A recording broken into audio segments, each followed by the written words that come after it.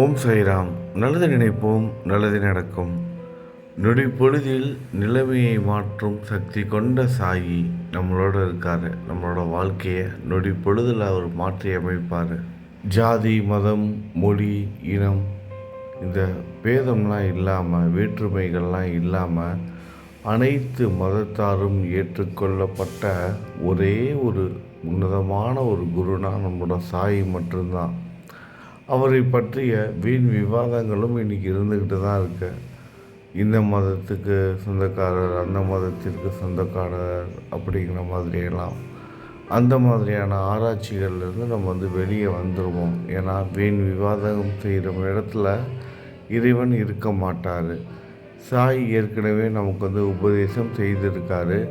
நான் எதற்கும் கட்டுப்பட்டவன் கிடையாது, எந்த மதத்திற்கும் உரியவனும் கிடையாது, எனக்கென தனி அடையாளமும் கிடையாது, உருவமும் கிடையாது. உங்களின் நலனுக்காக மட்டுமே இந்த உருவம். அதை மனதில் வைத்துக்கணும். எதற்காக இதை சொல்கிறேன் அப்படின்னா, சாய் பக்தர்கள் ஒவ்வொருத்தரும் அவர் மனப்பூர்வமாக நேசிக்கிறாங்க, விரும்புகிறாங்க, தன்னோட குடும்பத்தில் ஒருத்தராக நினச்சிக்கிறாங்க.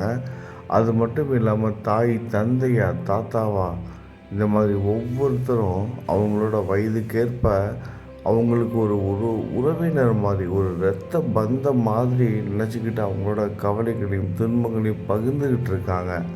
அவர் இருக்கிறதுனால தான் இன்றைக்கி வரைக்கும் நான் வாழ்ந்துக்கிட்டு இருக்கேன். இன்றைக்கி நான் தூங்குகிறேன், நிம்மதியாக தூங்குகிறேன் அப்படின்னா அவரால் மட்டும்தான். ஏன்னா இவ்வளோ கஷ்டங்களையும் சுமந்துக்கிட்டு நான் ஒவ்வொரு நாளும் வாழ்கிறதே மிகப்பெரிய ஒரு பாக்கியம்.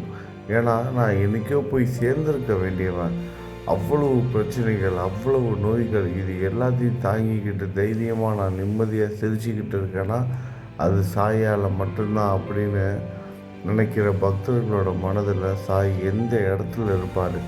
அப்படிப்பட்ட பக்தர்களுக்கு தேவையில்லாத செய்திகள் அவங்களோட காதில் விழும்போது, அதாவது சாயை பற்றி தவறான வீண் விவாதங்கள், அவதூறு பேச்சுகள், இதெல்லாம் தன்னோட காதுகளால் கேட்கும்போது ஒவ்வொருத்தரும் மன ரீதியாக கஷ்டப்படுறாங்க. ஏன்னா தன்னோட குடும்பத்தில் இருக்க ஒருத்தங்களை யாராவது மூன்றாவது நபர் தவறாக பேசினா எப்படி துடிதுடிச்சு போவோம். நம்ம குடும்பத்தில் இருக்கவங்கள பற்றி, நம்மளை பற்றி இல்லாமல் கூட நம்ம வீட்டில் இருக்கவங்கள பற்றி யாராவது ஒருத்தங்க தப்பாக பேசுகிறாங்கன்னா நம்ம தாங்கிக்க முடியுமா? அந்த மாதிரி தான் சாய் பக்தர்களும் வாழ்ந்துகிட்ருக்காங்க.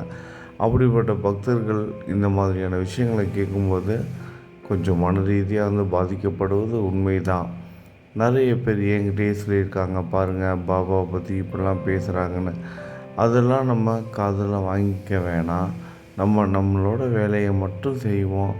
நம்ம பாபாவை எப்படி எந்த இடத்துல வச்சுருக்கோம் அது போதும். வீண் விவாதம் செய்கிற இடத்துக்கு நம்ம போக வேணாம். வீண் விவாதங்கள் பல விஷயங்களால் நடக்குது. ஏன்னா சாயோட பேரை சொல்லிக்கிட்டு தேவையில்லாத பூஜை புனஸ்காரம்னு சொல்லிட்டு இன்றைக்கி பொதுமக்கள்கிட்ட பணம் வாங்கிறதுல ஆரம்பித்து தேவையில்லாத விஷயங்கள், தவறான விஷயங்கள் பரப்பப்படுறதுனால கூட ஒரு சில மக்கள் சாயை வெறுப்பதற்காக ஒரு காரணமாகவும் அது அமையுது. இதுக்கும் நம்ம மாற்று கருத்து சொல்ல முடியாது. அந்த மாதிரியான இடங்களையும் நம்ம தவிர்த்துருவோம். எதாக இருந்தாலும் தனிப்பட்ட முறையில் நமக்கும் கடவுளுக்கும் உண்டான உறவு தனிப்பட்ட ஒரு உறவாக இருக்கும் பொழுது நம்மளுடைய மனது சஞ்சலப்படாது, எந்த ஒரு எதிர்மறை சிந்தனையும் வராது.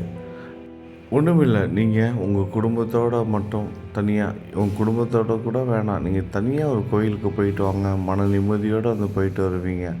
இதே இன்னும் ஒரு 4 பேரோடு சேர்ந்து போனீங்கன்னா வேறு மாதிரி தான் இருக்கும். அதே தான் ஒவ்வொரு இடத்துக்கு தகுந்த மாதிரியும் நம்மளை கூட வர ஆளுங்களை வைத்தோ நம்மளோட மனநிலை மாறுபடும். தேவையில்லாத எண்ண ஓட்டங்கள் போகும். அதெல்லாம் தவிர்ப்பதற்கு ஒரே ஒரு விஷயம் மட்டும்தான்.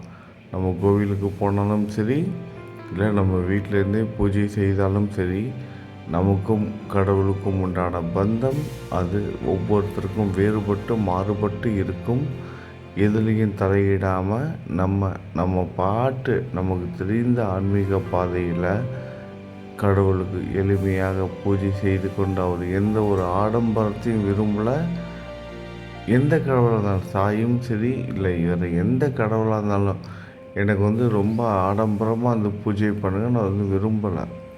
எல்லாரும் வந்து அன்பு இருக்கா, அதுதான் பக்தி இருக்கா, நம்பிக்கை இருக்கா, இவன் நம்ம சொல்கிற விஷயத்த வந்து ஏற்றுக்கிறானா, இதை வைத்து தான் நம்மளோட நிம்மதி வந்து முடிவு செய்யப்படுகிறது. இது மட்டும் இல்லாமல் இறைவனோட அனுகிரகமும் அதன் மூலமாக தான் வந்து கிடைக்கிது.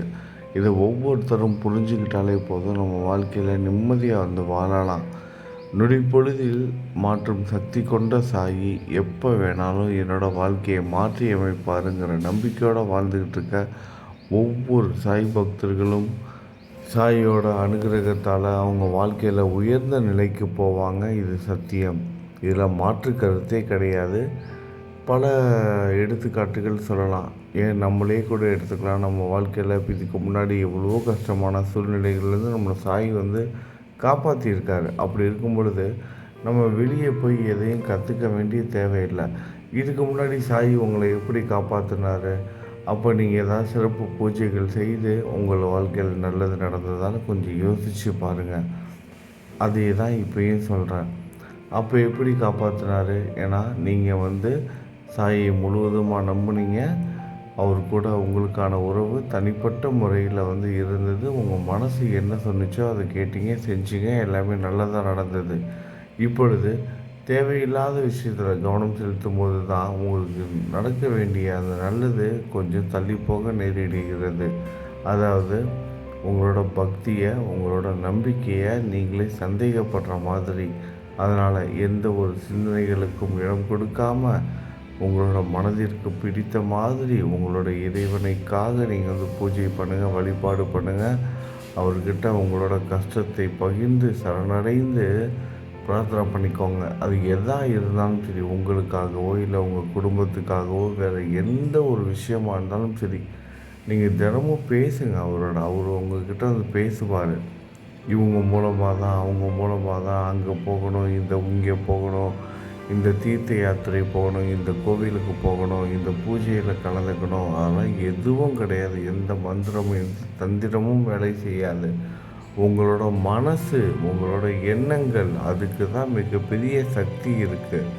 அதை நல்லா புரிஞ்சுக்கணும். உங்களோட மனசும் எண்ணங்களும் சஞ்சலப்பட்டுக்கிட்டு ஒரு கேள்விக்குறியோட, ஒரு எதிர்பார்ப்போடு நீங்கள் எந்த ஒரு பூஜைகள் செய்தாலும் அது இறைவனை சென்றடையாது.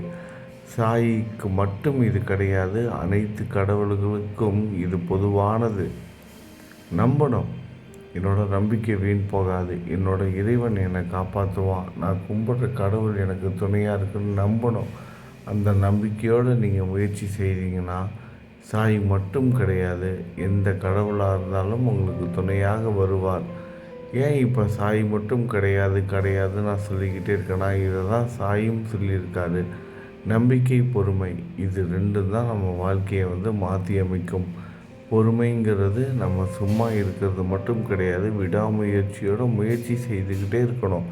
இவ்வளோ நாள் நான் முயற்சி செய்துட்டேன், இன்னும் நடக்கலை அப்படின்னு எதிர்மறை சிந்தனைகள் இல்லாமல் எல்லாம் முடிஞ்சிருச்சு, இன்னும் கொஞ்ச நாள் தான் அப்படிங்கிற அந்த ஒரு எதிர்பார்ப்பு, அந்த ஒரு எண்ணம் மட்டும்தான் நம்மளோட மனதில் வந்து இருக்கணும்.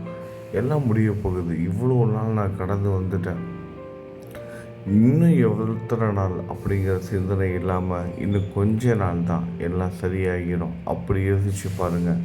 இன்னும் எத்தனை நாள்னு கேள்வி கேட்பதற்கு பதிலாக இன்னும் கொஞ்ச நாள் தான் எல்லாம் சரியாக போகுதுன்னு யோசிங்க.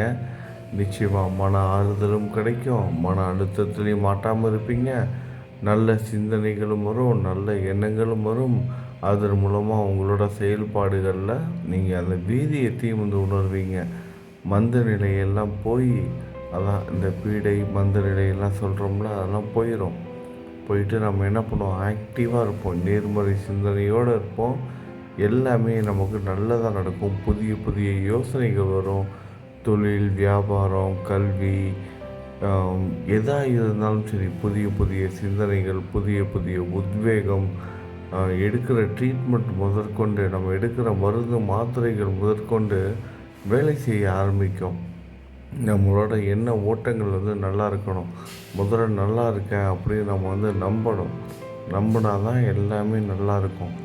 அந்த நம்பிக்கை ஒன்று தான் சாய் வந்து தினந்தோறும் நமக்கு வெவ்வேறு ரூபங்களில், வெவ்வேறு தோற்றங்களில், நண்பர்களாக, உறவினர்களாக, இந்த மாதிரி ஒவ்வொருத்தங்க மூலமாக யார் என்னன்னே தெரியாது, திடீர்னு அறிமுகமாகி கூட நமக்கு நல்லது செய்வாங்க. இந்த மாதிரி வெவ்வேறு தோற்றங்களில் சாய் நமக்கு நம்பிக்கை கொடுத்துக்கிட்டு இருக்காரு.